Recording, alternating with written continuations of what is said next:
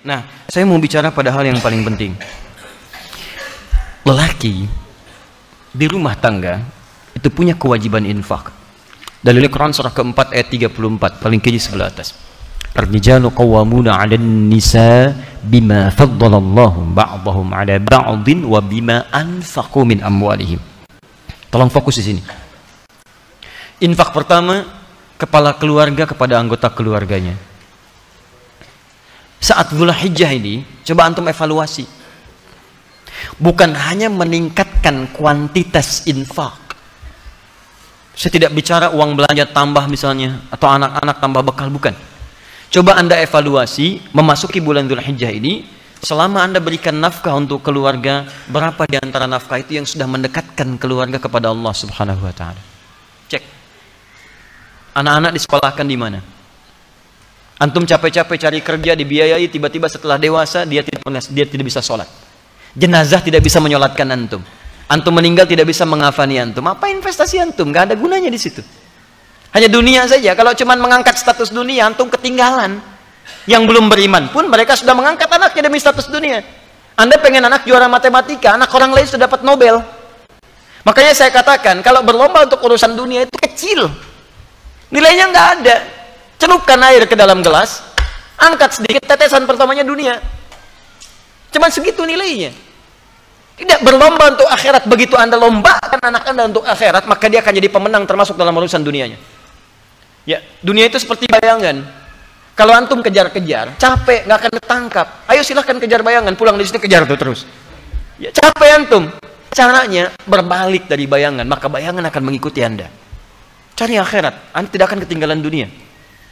Silahkan cek orang-orang dulu. Mereka penghafal Quran, ahli hadis, tapi ahli matematika juga, ahli fisika, ahli kimia, ahli macam-macam. Dan bukan aib. Kalau anak kita misalnya sekolah dalam umum, gak ada masalah. Tapi hadirkan nilai Quran di dalamnya, hadirkan hadisnya. Cek lagi.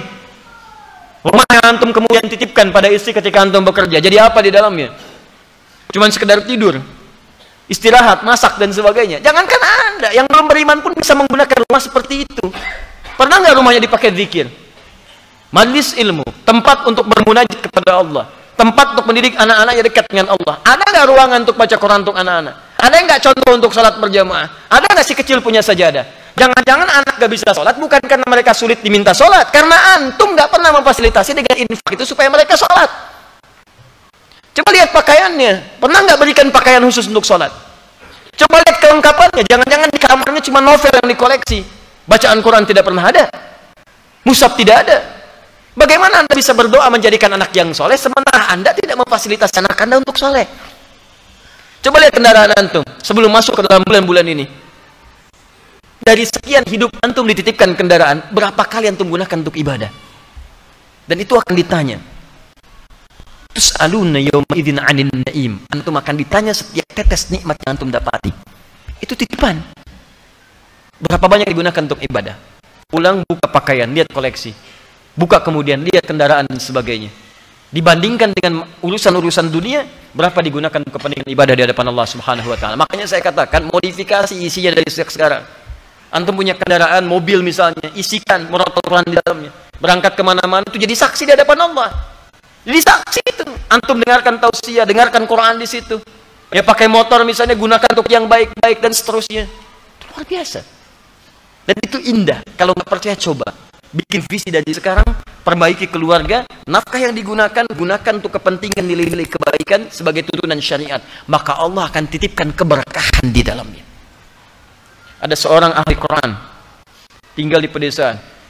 Suaminya bekerja sebagai buruh bangunan. Istrinya itu ngambilin kayu. Masya Allah, kadang-kadang tidak malu di kesawah dan sebagainya. Tapi tahukah antum, istrinya hafizah penghafal Quran. Anak-anaknya penghafal Quran. Suami pulang ke rumah cuma 500.000 dibawa, tapi tidak pernah ada keluhan di lisannya. Yang dia katakan, Masya Allah, Alhamdulillah, Abi bawa uang banyak sekali. Setiap tamu datang dimuliakan oleh beliau, makanannya, segalanya, macam-macam, ada keberkahan di dalamnya. 500.000 tahan dalam sebulan, disebut banyak, dan ada keberkahan di dalamnya. Antum 5 juta, 15 juta masih merasa kurang, butuh berapa lagi?